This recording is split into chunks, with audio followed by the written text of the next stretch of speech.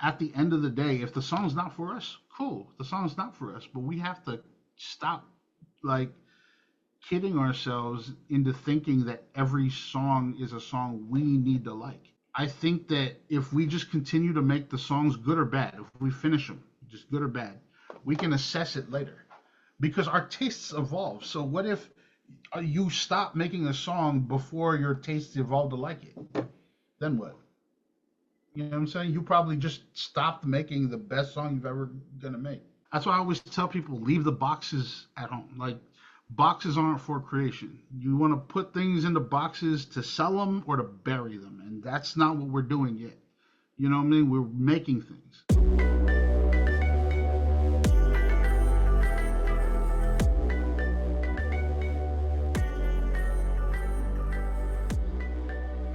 Hello, you beautiful music creatives. My name is Mac Boris, the founder of Musician Guidance, and it is my privilege to officially welcome you all to the Musician Guidance podcast. Today, we're joined by Gio. Gio is a renowned producer, songwriter, and manager with a successful track record of getting sync deals. Without further ado, it is my honor to welcome Gio to the podcast. Gio, you're looking great. How are you doing today? Thank you. I'm doing the same thing I'm always doing, which is just making music and making money, honestly. That's what I like to hear. So just to kick us off here, tell me a little bit about yourself and how you got into this crazy music business. I'm a songwriter and a producer. Right now, I'm currently based in San Diego. I grew up in Carson. It's a city right outside of Okay. LA. And yeah, I mean, music is the only thing I've ever really been good at, honestly. I've done different things as far as like manage. I've produced. Um, I've done social media assisting, all that stuff, but it always comes back to like making music, producing, and like songwriting and engineering. Honestly, I love Hmm. engineering as well. Yeah, That's awesome. Was this like a passion that you kind of fell into at a young age? Like you realized yeah. Okay. yeah. There was a rapper named DJ Quick. He had a DVD called Visualism to go with one of his albums, and he really like detailed how he does everything, and I was able to kind of peer behind the curtain, and I kind of got the All right on. well, a lot of my friends they wanted to rap, and I wanted to produce. I also wanted to rap, but it was kind of a little bit more on the back end. I just wanted to know how everything worked. And once I learned how to do it and how easy it was like right around that time where um, home recording was getting more affordable, but like right around that time. So like um, MIDI Man had just turned into M Audio, I guess, and they had a interface called the Duo, which was a twin MIDI twin, and they were always trying to like shop that on Guitar Center. And I remember my I think my mom couldn't afford it, and she was like, "Well, what's that?" And it was less. It was because the Duo was like $300, and like Hmm. there was this one interface I'll never forget because the whole setup was like under $200. So uh, it was $125. It was called the Mobile Pre, Hmm. right? And I think it also came with an empowered version of Pro Tools, Okay. and I didn't use Pro Tools at first. We can get to that, but then and I also got a microphone, MXL 990, which was 60 something dollars, and yeah, altogether it was under $200, I think. And I already had a mic cable. I got one from Radio Shack because I was trying to record, and the mic that I got from Radio Shack was no good. And I had one of the Behringer mixers that I had got at Radio Shack, and that was no good too. And so I finally hooked up everything the with the USB interface, and it was just like day and night. Because I used to, when I first started making beats, I it took me like 3 days to make one beat, and I was using Windows Recorder and like a 4-track like a tape recorder, where I Right. would like record things into the 4 track and then record the 4 track onto like the Windows recorder and then record the Windows recorder back into the 4 track like that. I gotcha. And I had no quantizing, no anything, so like it was just so raw. And I Right. just fell in love with the process. That's really what it was. No, that's inspirational because you hear nowadays where it's like, oh, I need this top of the line, like they need, and it's like I don't Mhm. have thousands of bucks to do it, but it's like look at that, starting, working your way up pretty much, and that, Yeah. um, that's amazing, and that I love how you're like you mentioned how easy it was. I can assure Yeah. everybody it's not the most easiest, but that goes to I think your work ethic and your ability and desire to learn and to continue to get better.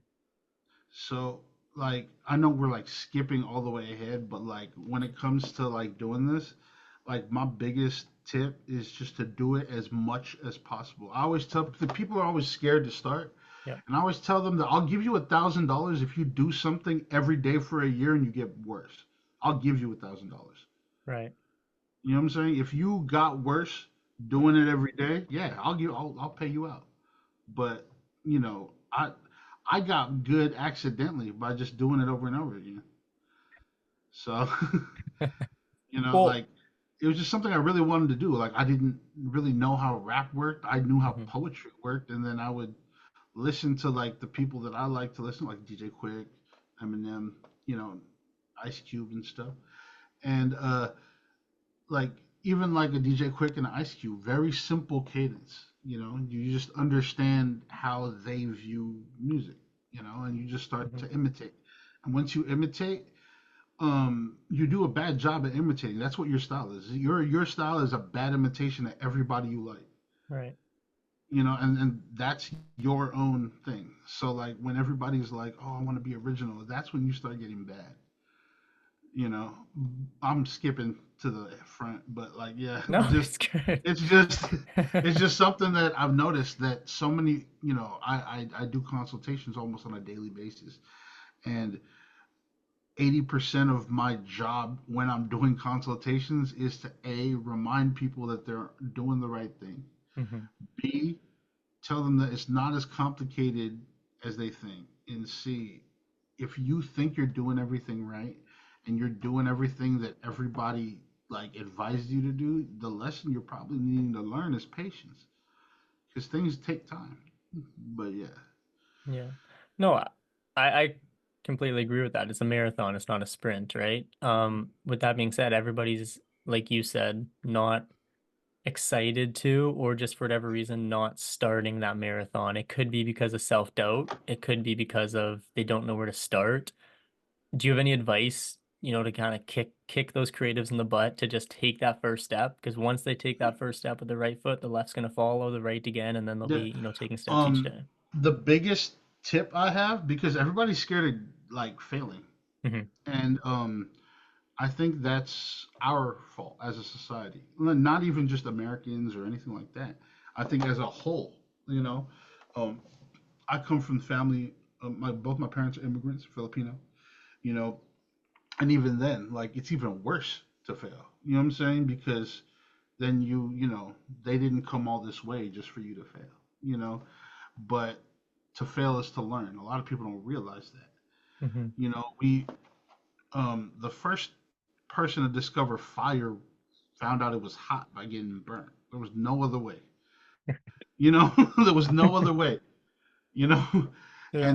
and that's kind of the way it works. I feel like It's good. a musician's career is just playing battleship with the audience. Yeah. You're just throwing stuff out there, and you're like, is it a hit? No, okay, let me just throw another one out there. And honestly, there are so many things that people are afraid of. What if it's oversaturated? What if Hmm. what if I'm too late? What if all the what ifs are based on fear, and fear is not real. I say that all the time. I think I have I have like an interview that where I say that, where fear isn't real, and everything that you want is on the other side of that imaginary fear. Hmm. I mean, the fear is real, but what you're afraid of doesn't actually exist. Think about it. People are afraid of things not working out. Nobody's done anything yet. So what are you afraid of? Right. You know what I'm saying? Like you're so afraid of this imaginary scenario that has no bearing on your success. Another thing I always tell people is that talent has almost zero bearing on success. I can take somebody that's not talented but wants it more than the person who's talented, Hmm. and I can make them to something because they're willing to do the work. There was somebody in an article I read the other day, and they were like, "Why, why do you think Taylor Swift is as famous as she is?" I think somebody asked, and it was somebody famous. I forgot who it was, but they were like, "Oh, it's simple. She just wants it more than we all do. She has everything that everybody could want when it comes to like what you would want as a musician, money wise, support wise. Even though she's like an independent, like you know what I'm saying, like she has everything that she needs, but that's not what she's doing it for. Like her goal isn't a thing. It's who she becomes, and that's the secret. If you want to feel your success, realize that it doesn't stop at goals. Hmm. Like you're not trying to get two things. You're not trying to get as many things as me. You're trying to become the person who would get those type of things. You know, and a lot of that is just like I want to say like 20-30% of getting the syncs that people want is actually making the music. Everything else is patience, metadata, and consistency. You know.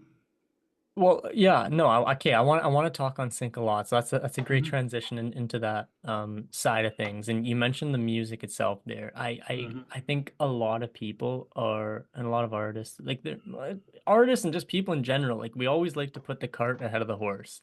But Absolutely. when relating, to sync, I see a lot of like artists and composers and songwriters and stuff like that. They're looking for that next step. So they're looking to pitch to a music supervisor or they're looking for a sync agent before they've built up a great like catalog, before they've got a song that can stand the test of time. What are Mm-hmm. some best practices to have in place before you're even considering, pitching for sync? 100 songs. I always 100 say at songs. least have 100 songs. I mean, 50 is pretty good, and I know that there's going to be a lot of sync agents that be like, "Well, you can have 10 songs and find success." Hmm. That's true, but honestly, you just need enough. Like people don't realize that pitching and placing a song is much like an audition for an actor. Just because you have a song that you think sounds good in a movie doesn't mean it's gonna get synced. Right. You know, like that's such a broad thing to say. You know, and because so many people ask me, "Oh, what type of songs do they need for movies?" They need everything. They need Yeah. everything. Like it's not about the type of song. It's not about what the song sounds like. I will say that it helps to like for it to be mood focused, where you're trying to create a mood, and everybody will say that. Like you're not like let's say if you want you're trying to get like a car placement, and you shouldn't try to get anything. But let's say there's a brief for like a car commercial, right? Hmm. You're not trying to have a song that's like Chrysler, Chrysler, Lexus, Lexus. Like you want a song that sounds like moving. You want a song that sounds like what they want the mood to sound like. Whether it's like, oh, they want it to sound free. They want to sound like it has a lot of movement, or it wants to sound breezy, or, like these are all like intangibles that only music can add that extra something to.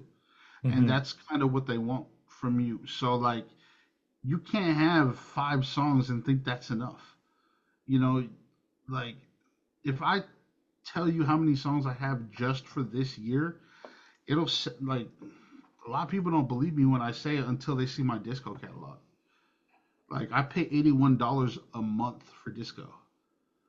and that's because I have like 4 or 5 thousand tracks in disco, and that's not all the tracks that I have. That's like the tracks that I did this year and last year. Wow. Yeah, like this year, it's like this is on the low end. I stopped counting at like 2,600, and that's not like unfinished songs. Those are complete songs ready to pitch. Yeah, Wow, that's amazing. I mean, that is a testament to your work ethic and yeah. inspiration to us all. I think that we could be doing more. Well, it's not even that. I think that so many people make songs so precious because they view songwriting as selfish. Well, they don't realize it, but they think it's for them. Like, I think that's the mistake most musicians make, and this is a hot take, I'm sure. Um, the music isn't for you, the art's not for you. You know what I'm saying? Like the end result, you don't you don't make it to listen to maybe once, twice, yeah. But you're not making it so that you can go out and buy your own CD. You're not doing it for that. Right. You're doing it for other people. Your perfect audience is the person who never learned how to express themselves through music. That's your core audience. It's the person you would have been had you not found music, and that's who you appeal to. And so you just need to make music. Just make anything, and it has to come from an honest place. I think so many people are trying to make what like oh what do people want to make like they or what do they want to listen to Hmm. now more than ever they just want to hear the truth now more than ever like I'm scared, I'm happy, I'm in love, I'm whatever your truth is that's what they want to hear because your truth, like I said, your core audience is the person who you would have been if you didn't know how to express yourself with music. So what they do is they express themselves through your music by listening to it and having a cathartic experience when they hear it. Like that's what it's for. And that's what people in sync use the songs for. Like, even like in Twilight or anything. Twilight had the illest sync stuff. Like I loved Twilight for that. And even like the score. When Bella and Edward were in the garden, and they were like touching each other's hands, and the score was like kind of depicting one of them as a guitar and the other as a piano, and they were only using major chords for one and minor chords for the piano, and then they had the chords put together when they kissed. Like that was so intentional, and that was awesome. Little things like that. Like people don't even notice things like that Hmm. sometimes. Or like when somebody goes into a store and you hear like I got a bad idea about this and like they're about to rob the store but you don't notice that and they have like diegetic music going. Diegetic music is music that's in the scene and like they have that just playing and it prepares you subconsciously for what's about to happen and that's what this is for. If you don't have music like that, how do we're just as artists we're so focused on what we want the end result to be that we don't realize that we're making it from that place. We're making it to place. We're not making it to be honest with ourselves. And I think that we need to compartmentalize like creation and post. I always tell people don't create from a place of genre. Like don't think about that until after. Otherwise, it's almost like when you do a cartwheel and you realize you're upside down and you fall because you realize you're upside down. You're just Right. supposed to do it. Like your body just follows your legs. You don't think about doing a cartwheel. You just start and then your legs follow. It's the same thing. If you create from a place of intent too much, that's where like creative blocks come from. Nobody actually has a creative block. You just can't come up with what you want to come up with at that moment. But that just means something else is trying to come out. Like you need to make the bad song to make the good song. So like I think if people kind of follow that like musical vomit, kind of like because that when you're creating something wants to come out, but you're trying to control what comes out, and that's what like writer's block and beat block and all the musical blocks happen in that way, where like you're thinking like, oh, I can't come up with anything, but the real answer is you're not coming up with the thing you want to come up with. Everything seems bad to you. That too, you have to not have taste when you're creating. You have to trust that if it's good or bad, let it live or die, good or bad. Stop trying to touch it once you're done with it. You have to kind of know when songs are done too. You know. Absolutely. So, sorry, I was going on a No, thing, no, but that's great. I want to backtrack a bit, talking about just dissecting a few things you mentioned there, and Mhm, I agree with it. I know one of the challenges that I hear a lot is finding that balance between being honest to yourself and creating music that you enjoy, but mhm, also, like, let's face it, has that commercial appeal. mhm. Do you have Well, any that's the advice thing. on? Yeah. Yeah, make it all. Because the thing is, I don't.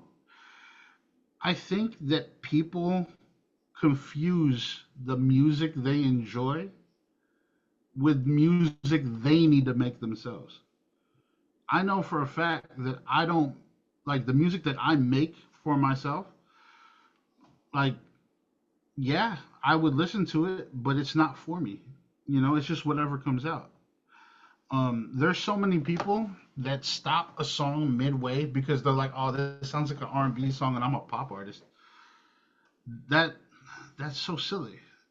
Like you're letting fruit die on the vine because you think it's gonna to come out some way. Like we need to stop being so selfish when we create. The creation process, the process is what we enjoy. That's the thing that we don't realize. It doesn't matter what the song is about. We're gonna enjoy it if we enjoy creating it, right?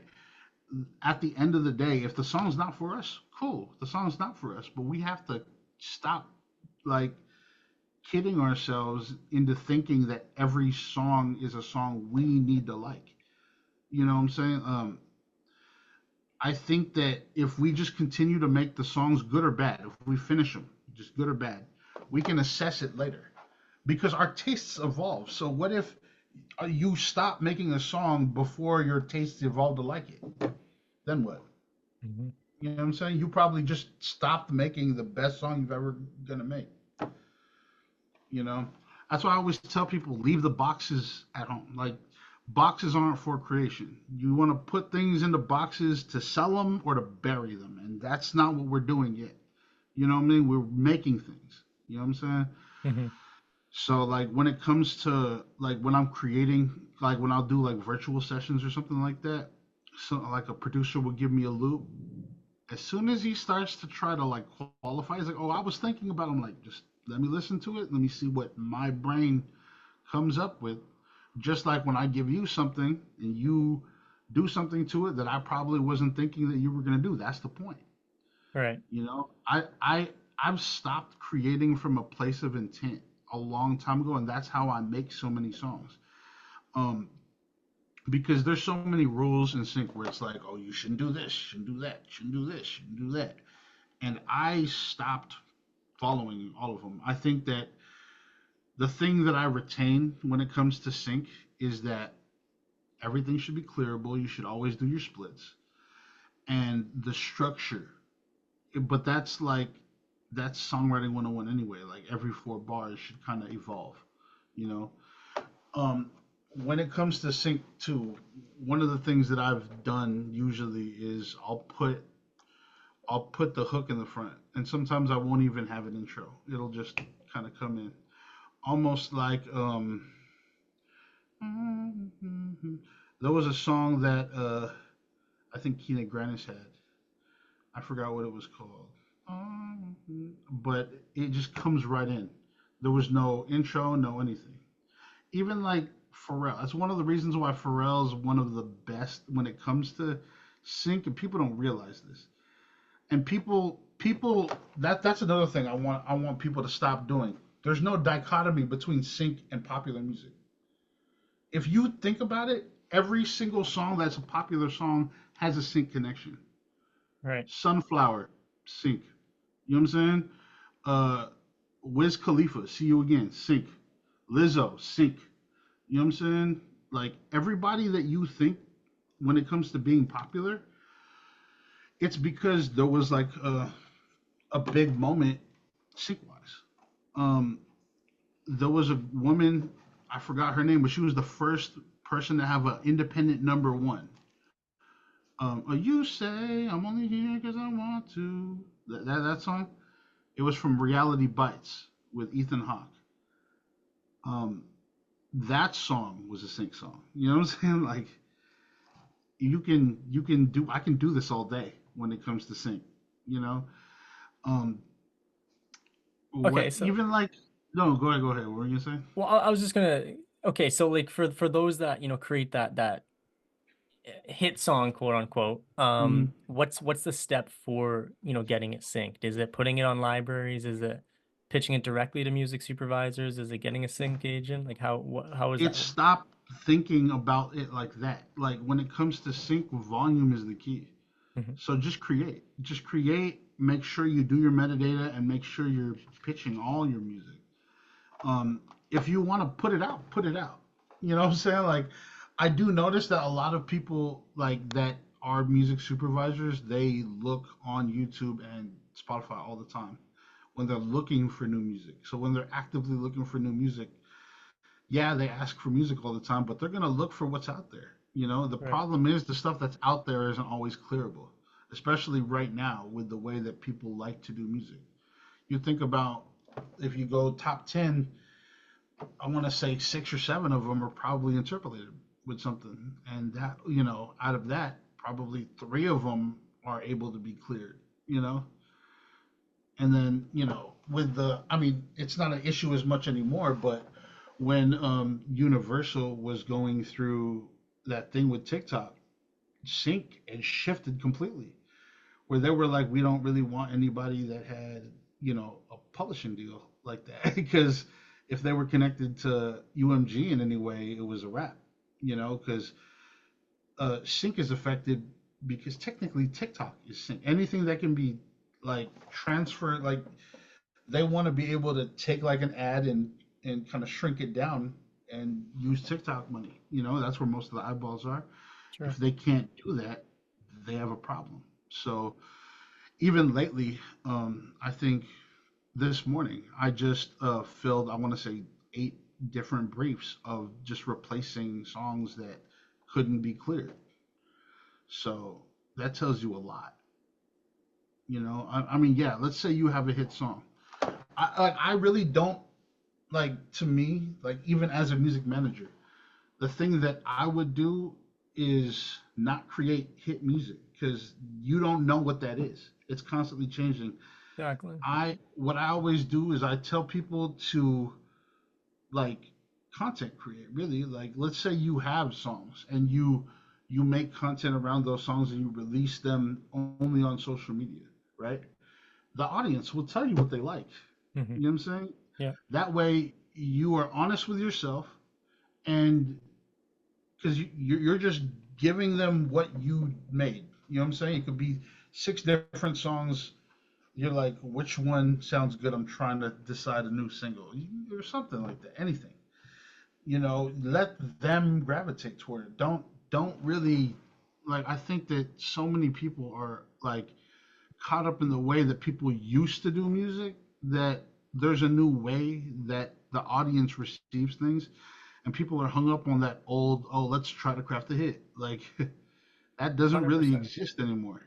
you Well, know yeah, I totally agree. And it's like I went to school for business and marketing, and like when we're mm-hmm. releasing a service or a product, like what do? We run, focus groups, surveys, all of Exactly. that. We're not just putting it out there and praying that. And it's a focus group for the product. It's a focus group for the marketing. It's a focus Mm-hmm. group for it can even be like text fonts and stuff like that. No. It's exactly what you're saying. Like that focus group can be like a Instagram or a TikTok and releasing Exactly. stuff, seeing what I, what what hits. and Yeah. I always get pushback. I always Hmm. get the, well, bigger artists don't do that. I'm like, you apparently you guys don't go out to shows because that's where they test their new shit. They test their new material out with the public. They'll be like, "Oh, I just wrote this." You know what I'm saying? Like, Hmm. this is an exclusive. Yeah. Like I see artists do that all the time, especially artists that know how to create, like good artists. like the Taylor Swifts and the John Mayers of the world. Like they'll like preview brand new things, you know, while they're on the road. Hmm. Like, oh, I just wrote this the other day. Let me know what you think. I hear that all the time, like on the road. And yeah, everybody does the same thing to different degrees. People just need to stop. Like, they need to. I don't know, man. Like, it does get a little frustrating when you see people kind of do the thing that they think the music industry is versus what, with like hot take. Here's another hot take. Hear it. When Because people have been asking, they're like, okay, so what's the best way to release right now? I'm like, you're asking, like, are you asking me what everybody else is doing, or are you asking me what I think you should do? Because the fact of the matter is, if I were an artist right now, this is what I would do. I would put something on either Bandcamp or even somewhere that's direct to fan. And if I put it on if I put it on DSPs, I don't put it on streaming except for maybe Audio Mac and Audio Mac and YouTube. Those are the only things I put on. No Spotify, no nothing. A lot of people will be like, well, why? I'm like, well, you got to think about where everybody is looking at that. So let's say I put it on socials, but I also put it on even. I put it on even, and I put it on socials without fanfare. So I'll upload it to DSPs. Let's say I want it to be up on the 30th of June, right? I'm gonna put it on DSPs like now. I'll put it on right now so that when I start posting about it, unlike what everybody else does where they'll like pre-save it and they'll promote it on YouTube and stuff, they'll promote it on social media. None of that's getting monetized until it comes out. None of it. You'll see it'll say original audio. None of it's getting monetized. But if I already have it on DSPs and it's, the link in my bio is a direct to fan link, I'm promoting it. It's already on DSP, so it's already there. I'm making money as I'm promoting the song. Like, you can only get it one place. And if people want it on Spotify, I'll get it once I feel like I've, got enough money on the direct fan. Like if I make like $1,000 on the direct to fan, I'll feel comfortable putting it on Spotify. Right. Yeah, Because Spotify is really more of a discovery platform, and people forgot that. absolutely. People are using it as the end of the funnel when they really should be using it as the top. Agreed. So Yeah. that's really what I tell people that I would do. I know it's a hot take because a lot of people are like, "Wait, you don't want to put it on streaming, but then how would you make money?" I'm like, "What is that? What you think streaming does?" Hmm. You know what I'm saying? So yeah, Oh, you might be able to get a Starbucks coffee. yeah, But if you're lucky, but exactly. you can. If five people stream your song, you don't see anything. But if five people buy your song for $1, you can get a Starbucks coffee. Hmm. Totally. You know what I'm Yep, saying? absolutely. But well, think about it. It takes about what I want to say. So comfortably, it would be about like 1,000 streams to get a Starbucks coffee, probably $4 to $10. Yep. Yep. So if you take those 1,000 listens and convert it, give it like a 10%, because you know that all those listens aren't going to be fans of you. They're going to be people who check you out and either like you or don't like you. Anybody that goes through the process of purchasing, you know, a song is at best a lukewarm, or at worst a lukewarm fan. You really Hmm. don't have to do a lot. They've done most of the work. They're already primed. They know who you are. They've already spent. That means, and they're already on your email list because they purchased something. All you have to do is kind of cultivate your fan base, which is another thing that people don't do. They're so focused on the number of streams they get, they don't realize that those monthly listener numbers, those are real people. You know what I'm saying? You can't feel like if you're a lot of people are like complaining about less than 1,000 streams. If you had, let's say, if you had not even 10% of that 1,000 fans in a venue, dude, that's a wrap. Like, you know what I'm saying? Like, that's success at that point. But you don't see it that way. That's 100%. Music has gotten so lost in that way. All right, ask me another 100%. question because I'm getting like Yeah, no, no. angry I at. want to I want to make one quick comment on that because I totally Yeah. agree. And I wrote a blog the other day on like what is a follower? Like I had you always get people Mm, like how can I get one more follower? How can I get one more fan? And it's just like reminding them like that one more stream, that's a real person. That one more fan, mm-hmm. like that's a real person. And exactly what you said, like 1,000 streams on Spotify is nothing, but 1,000 people is huge. And Yeah. definitely making that association. I also read a blog the other day and it was really interesting. It was releasing albums first. Exactly what you're saying, except like just more of a physical copy. And it's just like Mm-hmm. your fans are gonna pay more and gonna buy something to have it before everybody else. So give them something before you release it to the world pretty much. And that way five sales, $30 album, whatever. Like I know albums take physical, vinyl costs money and all that, but the point Mm-hmm. is like, yeah, you got Well, fans, so that release some. that's why I always tell people like I always tell people start with digital downloads. People Yeah, think they're corny, but it costs nothing for you to create a digital download. yeah. You are in the events in that way. And then what you do with a digital download is you condition your fan base on how to properly compensate you for what you do. That's the biggest disconnect that we have from our fans as musicians. Hmm. Back in because and the reason is like the first thing that was done to musicians was we were taken advantage of by lawyers, by record deal. You know what I'm saying? The first person to be on a radio was exploited, like straight up. You know what I'm saying? Like it was an Hmm. unfair deal. Yeah. But like before all of that, the purest way a musician ever made money is they stood in the corner, put their hat on the floor, and they busked, right? Yeah. That was the purest way that a musician made a living. Hmm. We're still doing that. It's the digital age now. The corner is the world. You know what I'm saying? If we can just like, because that's what it is when you're busking. You just have to condition them to be like, this is how you say thank you for listening to my music.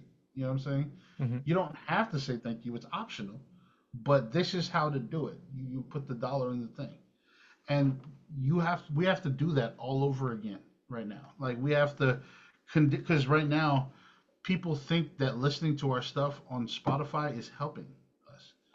And I mean, yeah, in retrospect, I suppose, but we don't know who you are when you press play. We can't follow you around and let you know what we're doing next if you just press play. Yeah. So we have to condition our audience as artists, and we can't be too like proud to do that. So many people are like, well, I mean, you don't see so and so do. I hate that because if they really looked at what so and so did to get where they're at, Taylor Swift is one of the like quintessential like people who like she's like the person to follow when it comes to fan engagement. Yeah. You know, like I don't see the average person complaining about their fans bringing their fans to their house and listening to a copy of their album ahead of schedule. You know what I'm saying? I don't see them surprising people like, handpicking people to bring them to like Kelly Clarkson shows simply because they were stalking their Tumblr and realized they were going through a hard time. Like this is some things that people do, like or Halsey, who remember the very first time that they remember, that they saw somebody. Like Absolutely. realize that these people are why you're there, and that's one of the reasons why the big ones are as big as they are. Hmm. They don't belittle the process. They don't belittle, oh yeah, the process. They don't belittle the fact that they have fans, and they probably like one of the hardest things that I that I usually have to tell fans or I mean artists that really want to do this like there's two types of artists. There's an artist that really wants it, and there's an artist who the only reason they do it is because without it they wouldn't be anything. And those are the ones that succeed. The ones that really want it hardly ever succeed because they don't know the difference between want and need, Mm-hmm. right? I'll tell you, when you asked how did you get started, I told you the only reason I do music is because it's the only thing I was ever really good at. And that's the truth. So like, how else was I gonna make a living? You know what I'm saying? I had to make it in my own way, otherwise, I'd probably be on the streets. And that's the thing. I've been on the streets. Like I've been homeless. I've been like every successful person, studio person, like songwriter, producer, whatever, especially the ones in LA, will tell you a story about how they came up sleeping in studios in LA and like just couch surfing, Mm-hmm. homeless. We all have a story like that. Anybody who's like in the music industry that kind of found their footing and are still doing it right now, we all have a story like that. Like, oh, like I remember sleeping in my car. Um, I remember even before, like there was a point where I was homeless on the street, homeless, but nobody knew. Where I was just sleeping in studios, and then I would take the bus to like the beach, and I would have my clothes, and I would, at the beach, they have like showers. I would take a shower at the beach, and then I would call my friends. I'm like, oh, where you're at? And some of them would be like, oh, I'm at the gym. I'm like, oh, I'll meet you at the gym. And somebody would be like, oh, I'm meeting so and so here, and then I'll go in. They'll let me in, and I'll like use the amenities. I'll like Mm-hmm. see if anybody has any like if someone's not watching like their soap or like it was that bad where I would like steal shampoo like from like gym. And everybody has a story similar to that where like they really were like, I'm putting every ounce of like, I'm leaning into this so hard. If this doesn't work, it's not gonna work. Like nothing is gonna work. Like I am willing this into Yeah. success, willing it to existence. Like that's just how much this industry like is kind of skewed into like unfairness in our behalf. But you kind of really have to show that you want it. Yeah, I mean, I'm not saying that you have to be homeless to succeed, but like I know doing that and wanting it that bad definitely like instilled in me certain qualities that are necessary to succeed. Like the like lack of slowing down when there's rejection, Yeah. like lack of stopping when it seems hopeless. All of that stuff is very necessary 100%. because it looks hopeless a lot. You know what I'm saying? I don't want to like sugarcoat it and be like, you can be anything you want to be. Honestly, you can, but you have to like want it. Like you have to really like when every when all the chips are down, you have to go all in and be like, there's no way I'm taking like an L. Like this is gonna work one way or 100%. the other. This is gonna work. And Yeah. honestly, like that's really how it is. 100%. And I appreciate you sharing your story. Of course. Yeah, that's, very, Yeah. very inspiring. Yeah. Mhm. I don't want to gloss over that by any stretch of the No. imagination. I do want to Yeah. shift gears a bit. Yeah. Amidst you producing, songwriting, being an engineer, you're managing a fantastic artist too. Tell Yes. me, Yeah. first of all, how do you have the time for that? Second of all, tell Oh, me a little bit about her and what you're working towards with her. so Eunice, she's awesome. She's an amazing artist in the Philippines currently. I'm when I met her, she was in Ireland actually, Okay. and we met during the pandemic. Like, I was with this outfit called Hard Drive. I mean, I Hmm. still am. But I was giving away consultations, and I wanted to give it to five people. I was actually writing an article about um, what artists expect out of the music industry versus the reality of it. Article I never finished, by the way, because I fell backwards into artist management. And she was actually the sixth person. I was giving away five. She had hit me too late. I realized she was Filipino, so I like gave her the Filipino pass. Like that's something that all Filipinos usually do. They're like, "Oh, you're Filipino? All right, I'll look out for you." And when I did that, I realized she was dedicated because she it was 12 o'clock noon, I think, when we no, it was like 4 p.m. noon, like afternoon, and it was like midnight for there, because she was in Ireland, Mhm. and she was just like so dedicated. Like she didn't even tell me that it was the middle of the night, and like I listened to her. She was good, but she was willing to listen and take notes and evolve. And one of the issues that she had was that because it was the pandemic, she was trying to get her Irish citizenship, and to do that, she actually put her Filipino papers, like she mailed in her Filipino papers, and then pandemic happened, so she had no papers, so she had like no citizenship either way, and honestly, and she was ready to like do it, but I realized that she was not only vulnerable, she was at her most vulnerable. If somebody took advantage from her right now, literally, she doesn't exist legally, you know? So I was like, oh man, if I don't manage her, something bad might happen.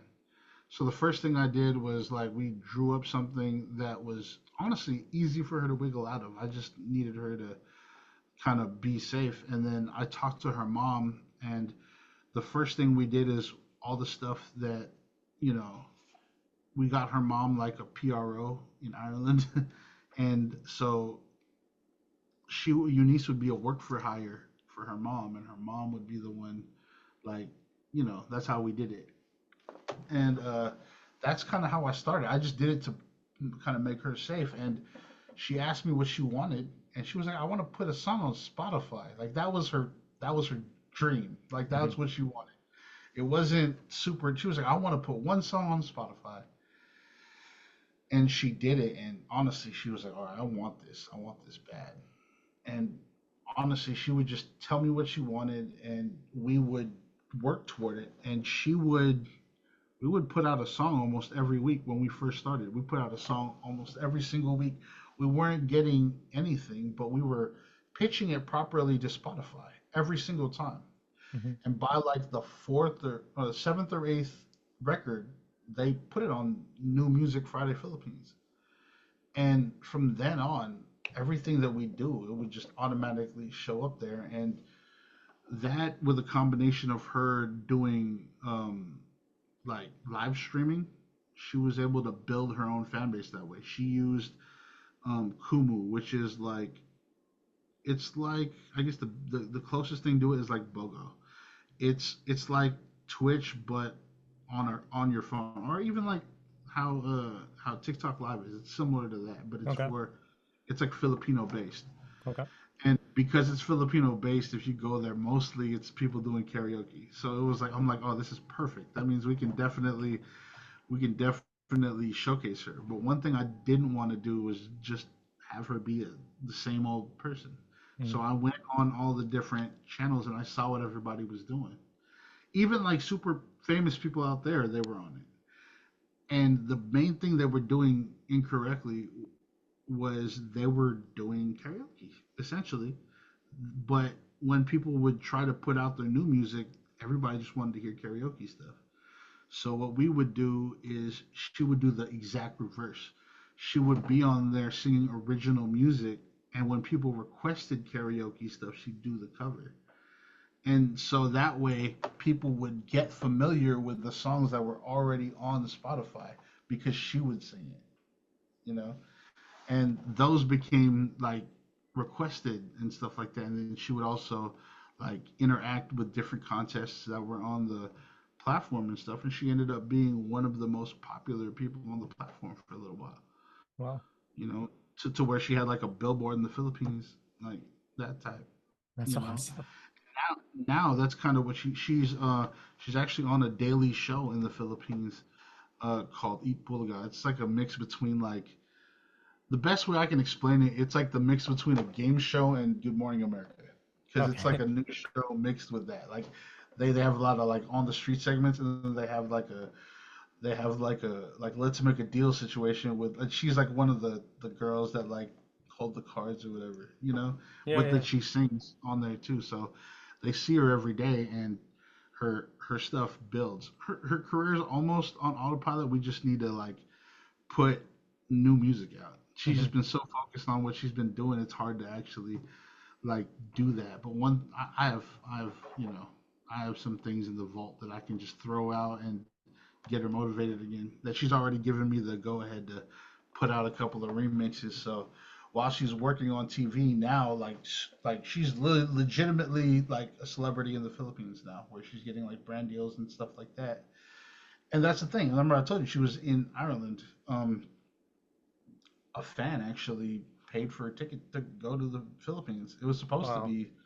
It was supposed to be a what's it called? It was supposed to be a vacation. Like she was only supposed to be there for like a little bit, and she got the bug, and she was like, "I'm staying here for a little bit," And then And we met in person 2002, because we literally were doing it remote from 2020 to 2022, and we hadn't met we even when we worked on her album and all her songs, it was remotely. So mhm. I would be controlling her Pro Tools through Zoom, and I would literally track her through Zoom, you know, and this was in 2020, so it wasn't like as good as it was, Sure. but we were able to do like a whole album. So Incredible. That it's just like the like no excuses. Like that's just what I no, want to tell it. Like there's no excuse. that's the point. That's Yeah. literally the point. Everybody's like, man, I wish I could, there's no scene out here. I'm like, bro, I I that doesn't matter. Like Yeah. you end up finding where your scene is, Yeah. and then what she literally did was know where her scene was, like build up a fan base in that place, was able to build up to get there, and now honestly she does her thing. She makes her money doing that. Hmm. She was broke, uh and she knows that. This isn't like me talking out of school. She was an unemployed college dropout. So she, um and she just didn't want to do it anymore, and she took a chance on me and on what I was saying, and it worked out. Amazing. And yeah, and that's the thing. So many people come to me for advice and don't take it, and that was the thing that set her apart from everybody else. Is that she would come back and be like, "All right, what's next?" I mean, what do you mean, what's next? She's like, "Oh, I did that. What do I do now?" I'm like, at one point I was like, "Well, I don't know what you do now. Nobody's ever like listened to me this far." Like, Yeah. and then, but that's how I learned that like mistakes weren't bad, because there were a couple of missteps that we had, but we put out so much music that the stuff that people didn't like were overshadowed by the stuff that people did like. And we were able to like this year she was like, "Hey, can you do me a favor, and all the stuff that wasn't on the album, let's just take it down, and we'll figure out a way to re-release it to the people that like it." But right now, like my album, because what she did was she put out a single almost every week, or I think we did like every week and a half or something like that, enough to Right. where we had like just enough time to like pitch it, because we realized that it took 5 days or 3 days to get from me pitching it to Spotify. So we needed at least a week and a half, because it needs to be there for 7 days for them to like acknowledge it for us to pitch it. So it might even be longer now, but at the time, like 10 days was long enough. Hmm. I think 2 weeks proper might be now, but like if you do it every 2 weeks, and we weren't even promoting it that heavy. We were promoting it enough, but we weren't promoting it like super. It's just that we were putting enough songs out that, so a lot of people, I hate that I'm cutting myself off all the time, but a lot of people use the algorithm as an excuse. The algorithm only works if it has a big enough sample size. And that's the reason why the algorithm is working against you most of the time. You don't have enough things there for it to work on your in your favor. And we once we put enough things in Spotify, like like I pitched so often that I feel like the person who was they just saw the name so often they just clicked it out of curiosity. The reason why is because I think that if they had seen it, we would have gotten seen like more consistently. Because once we got that one, we kept on doing it every time we had it. Even now, if I were to put one out right now, it would go still because she has so much recognition behind her name now. Right. You know, Right. especially Yeah. where it needs to be, at least. Hmm. And one thing that we pride ourselves in is that we didn't buy any bots, no nothing was playlisted, like nothing like that. Everything was pure. Um, and it's she just learned how to build a fan base on streaming. What she did was she took all the people who like all the highest donators, and she put them in like a group chat. So like she just had a group. I think it's like about 200, 250 now, but like at the time it was like 50 people that were like the highest donators in a group chat. So they were already not even warm candidates; they were ultra green. You know what I'm saying?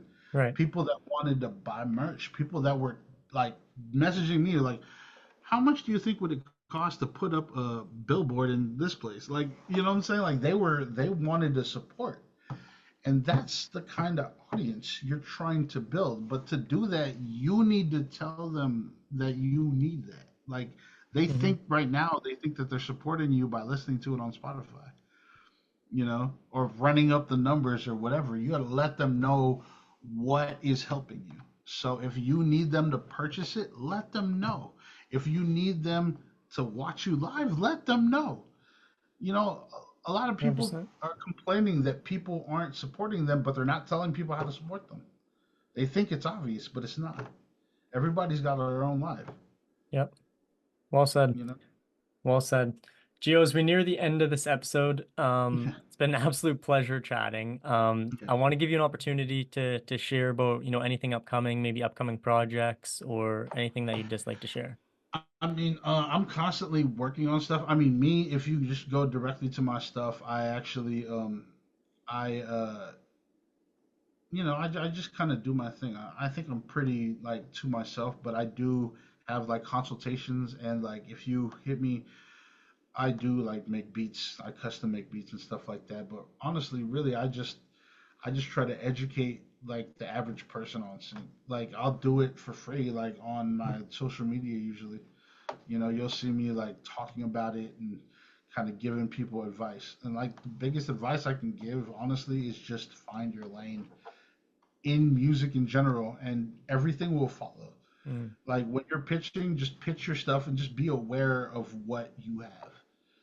Like I'm not yeah. saying that like you should be genreless. I think that that's what everybody thinks that like you should have a genre. You shouldn't figure that out while you're creative. But once you're done, yeah, put it in a box to sell.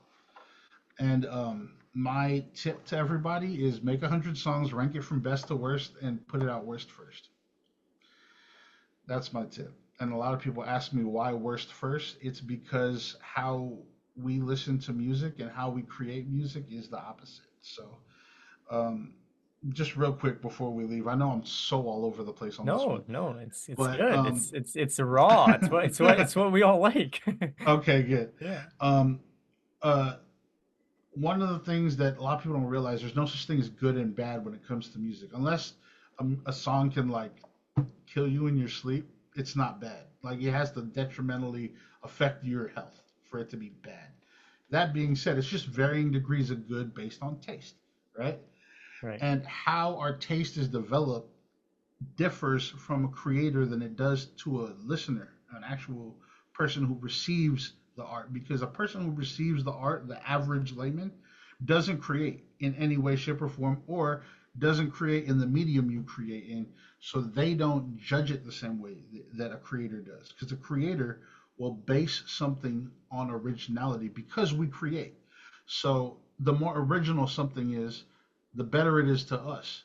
The more it sounds like something that we've heard before, or the more cliche it sounds, the less it sounds good to us. Whereas a listener needs something familiar to attach it to judge its good or bad worth. So the more familiar it sounds to a listener, the better it sounds to them. But the more obscure or original it sounds, it's not that they don't like it, they just don't know what to make of it. They don't know whether it's good or not. So Right. it's not that they don't like it, they just don't know what it is. So if you, an artist, were to make 100 songs, rank it from best to worst to you, the worst song is the most cliche. The cliche song is the most engaging to the person who's never heard you before. And as they, like, let's say that brings fans. As they listen to the stuff you release, if you're ranking it from worst to best in your eyes, it looks like you're getting better as a musician, but you're just getting more closer to what you like as an artist. So by the time you get to the 100th song, you've kind of conditioned them to your style, so you can put out whatever you want.